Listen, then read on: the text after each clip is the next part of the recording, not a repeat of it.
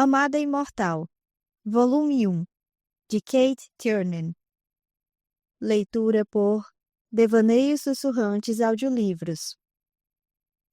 Capítulo 4.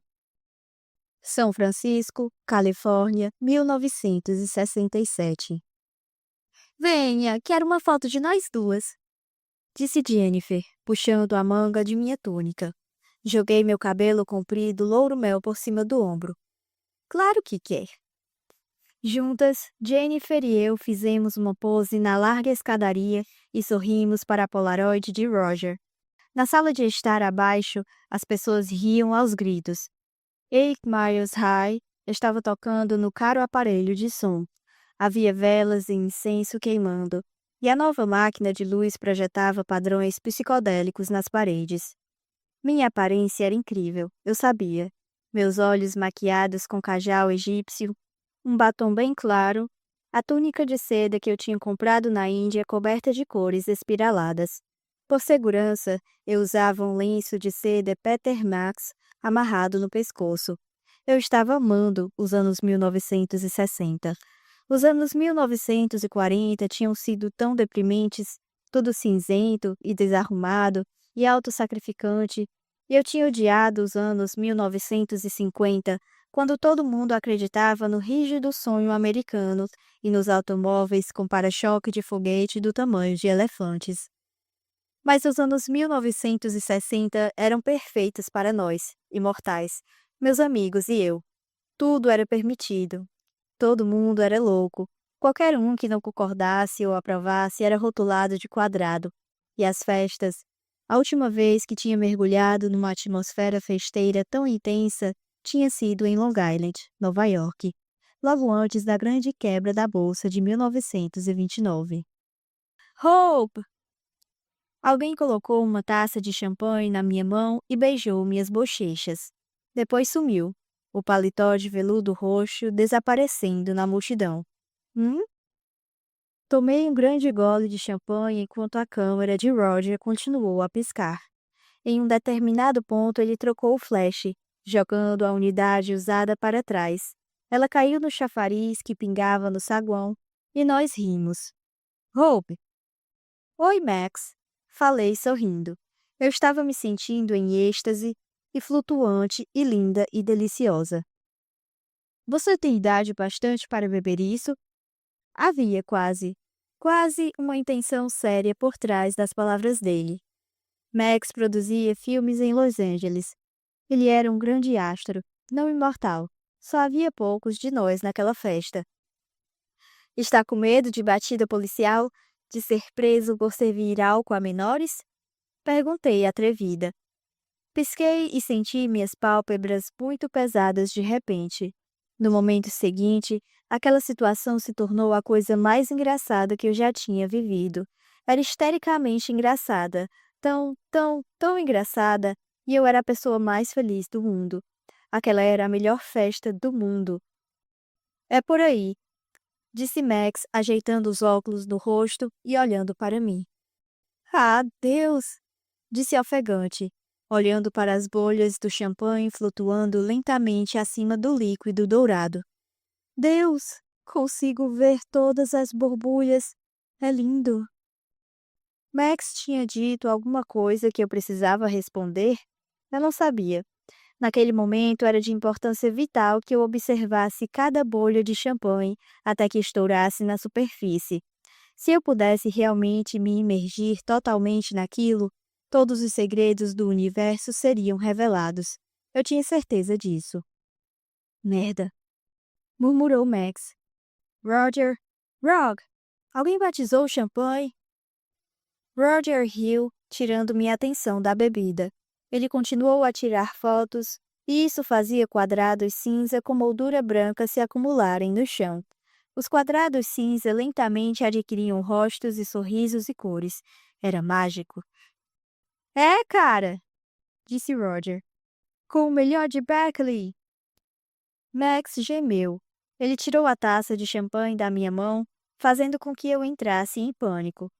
Não! Gritei. Preciso olhar as bolhas! Meu mundo desabaria se eu não cumprisse a missão das bolhas. Me devolva! Max segurou o copo acima da minha cabeça. Hope, não.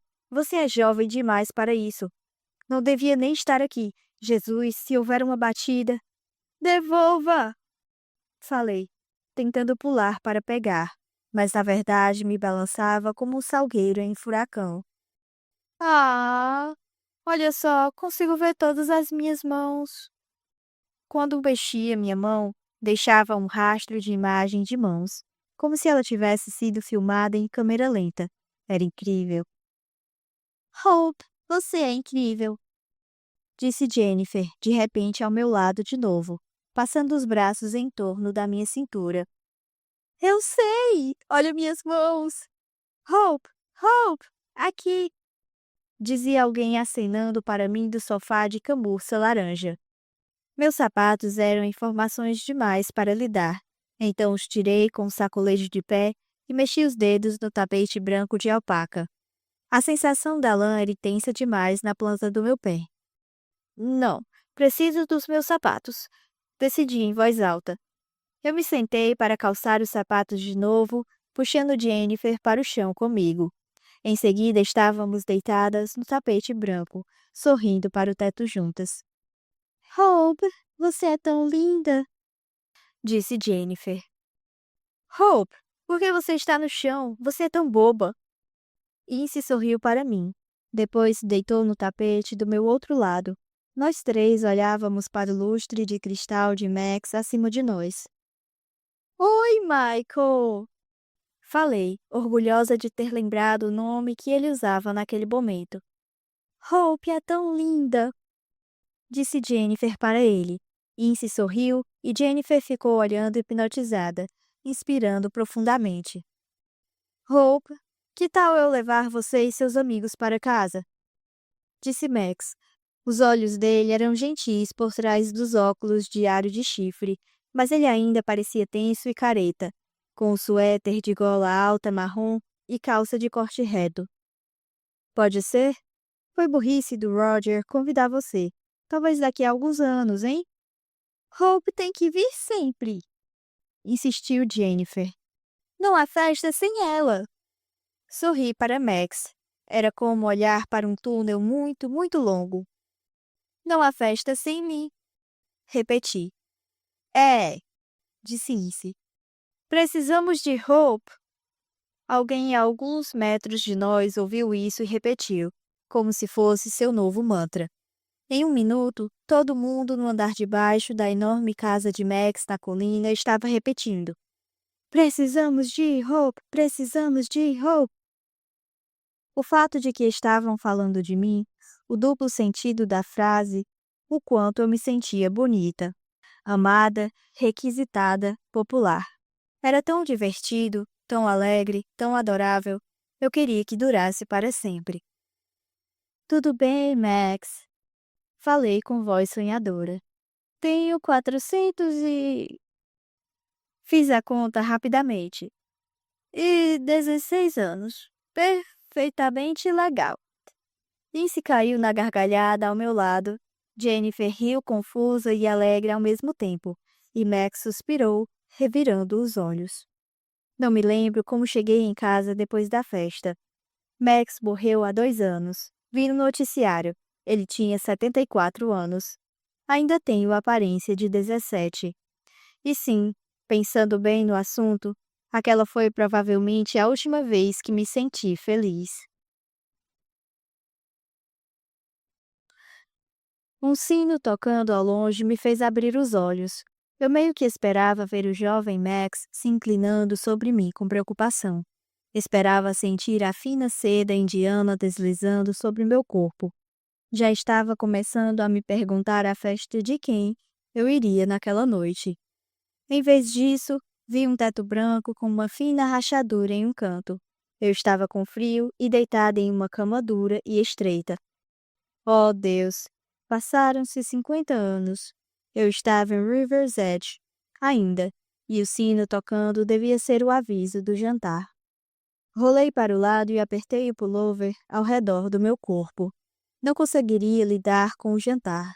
Meu estômago roncou com intensidade naquele momento, discordando de mim e me mandando me levantar. Eu não tinha comido nada desde o café e o biscoito naquela manhã. Sentei-me devagar e peguei uma das minhas pesadas botas. Olhei para a porta destrancada e prestei atenção, mas não ouvi nada no corredor. Ninguém andando por ali. Rapidamente tirei um alfinete de metal da língua da bota e o enfiei em um buraco quase invisível no salto. Então segurei o salto e empurrei, olhando de novo para a porta. A parte de cima deslizou para o lado, revelando uma cavidade. Uma peça de ouro antigo e pesado brilhou levemente para mim. Incapaz de me conter, passei o dedo pela superfície, sentindo as runas. Os outros símbolos cujos nomes eu não sabia, cujo objetivo eu desconhecia. Fechei o salto novamente e enfiei o alfinete de volta no couro. Enfiei meus pés nas botas e fiquei de pé. Estava em segurança, ainda escondido, meu amuleto. Metade dele, pelo menos. A única metade que eu tinha. A metade que correspondia à queimadura na minha nuca. Já no corredor, não consegui me lembrar de onde eu tinha vindo. Então comecei a andar. Dei meia volta e encontrei uma escada. Um cheiro de comida chegou a mim vindo de baixo, e meu estômago roncou de novo. Minha lembrança de São Francisco tinha sido tão alegre. Eu descera por uma larga escadaria de madeira, não muito diferente do que eu descia naquele momento. Mas a túnica de seda e as sandálias douradas eram um contraste enorme com o pullover masculino, a calça preta surrada e as pesadas botas que eu usava agora. Farejando como um porco, segui o aroma quente de comida até chegar à sala de jantar. Um cômodo comprido e simples com piso de madeira. Uma mesa de madeira enorme que acomodaria 20 pessoas. Janelas altas e sem cortina que mostravam a escuridão lá fora. Um espelho velho, grande, com moldura dourada por cima da lareira. E 12 pessoas olhando para mim com surpresa, curiosidade e, no rosto de River, receptividade. "Olá, Anastasia!" disse River com um sorriso. Ela abriu um guardanapo de tecido e o colocou no colo. "Estou feliz por você não ter dormido demais e perdido o jantar. Deve estar com fome. Sente-se aqui, do lado de Nell." Apontou para um assento vazio entre duas pessoas em um longo banco de madeira, é claro. Com a sensação de ser uma criança desajeitada no século XIX, passei as pernas por cima do banco, tentando não acertar ninguém com meus coturnos. "Pessoal, essa é Anastasia", disse River, esticando o braço para uma sopeira branca cheia de alguma coisa fumegante. "Ela vai ficar conosco por um tempo." O olhar dela se encontrou com o meu. "Pelo tempo que ela quiser." "Oi, Anastasia", disse uma garota do outro lado da mesa. Ela era morena e séria, com óculos de armação branca, um corte de cabelo bem feito na altura dos ombros, franja e pele cor de azeitona preta. "Sou Rachel. De onde você é?" Será que ela queria saber originalmente? Olhei para River para obter alguma orientação quando alguém me passou uma tigela grande de... Pareciam verduras salteadas. Ah, que felicidade! Coloquei um pouco no meu prato e passei a tigela para Nell, à minha direita. "Tanto faz, recentemente ou originalmente, você que sabe." Eu não ficaria ali por muito tempo, não precisava contar tudo. "Do norte, originalmente. Recentemente, da Inglaterra." "Sou do México", disse Rachel. "Originalmente." "Legal", falei, pegando a tigela seguinte, que tinha pedaços cor de laranja. Inhame. "Vamos todos nos apresentar", sugeriu River. "A propósito, Anastasia, tudo o que estamos comendo foi plantado aqui, na nossa fazenda. Temos muito orgulho dos nossos jardins. Você vai vê-los amanhã. Tudo é orgânico e balanceado em termos de energia." Fosse lá o que aquilo significasse. Olhei para as pequenas pilhas de comida no meu prato. Havia uma mistura de feijão e algum tipo de grão, talvez quinoa. Os inhames alaranjados e as verduras escuras e murchas que depois me fizeram sentir como se estivesse ruminando. Eu estava mesmo era com vontade de comer sushi. com uma bela garrafa de saquê quente. Olhei ao redor na esperança de ver algumas garrafas de vinho, mas não encontrei nenhuma. Por favor, que tenha vinho em algum lugar. Sou Solis, disse um homem com jeito de salva-vidas sentado ao lado de River. Quase ri, pensando que dar a alguém o nome de Solis era um pouco demais, mas depois descobri que era sobrenome e não se escrevia daquele jeito. Ele era bronzeado, tinha cabelo louro escuro e uma barba farta que era quase ruiva. Os olhos castanhos estranhamente bonitos eram emoldurados por longos cílios. Como River tinha me dito, havia 4 professores. River, Solis, Asher, que era companheiro de River, e Anne. E havia os alunos. Não era como na maioria das escolas, onde dava para diferenciar com facilidade os alunos dos professores, geralmente pela idade. River parecia a mais velha dos professores, mas um dos alunos, Jess, parecia ser mais velho do que ela. Ele era um homem idoso, debilitado e franzino, que parecia ter passado por mais dificuldades na vida, independentemente do número de anos, do que eu tinha passado em 4 séculos. A professora Anne parecia ter uns 20 anos, com pele clara, cabelo liso e escuro, um rosto redondo e olhos azuis que me examinaram com simpática curiosidade. A maioria dos nomes não se fixou na minha cabeça enquanto eu tentava engolir as verduras. Teria sido tão difícil jogar um pouco de molho e manteiga neles? Ha ha ha, não. O Lord Viking acenou rigidamente com a cabeça e disse: Rain. Rain? De chuva? Perguntei com a boca cheia de inhame. A garota ao meu lado deu um sorriso encantador. Ela era o retrato da dama inglesa, com pele saudável e brilhante, olhos azuis reluzentes e um cabelo castanho claro levemente cacheado, que ia até o meio das costas. Com uma risadinha, ela disse: Rain é um nome alemão. E o soletrou. Ah, alemão. Falei, fazendo parecer que eu achava responsável pela Segunda Guerra Mundial. O maxilar dele se contraiu. Ele era tão arrogante que era impossível não provocá-lo.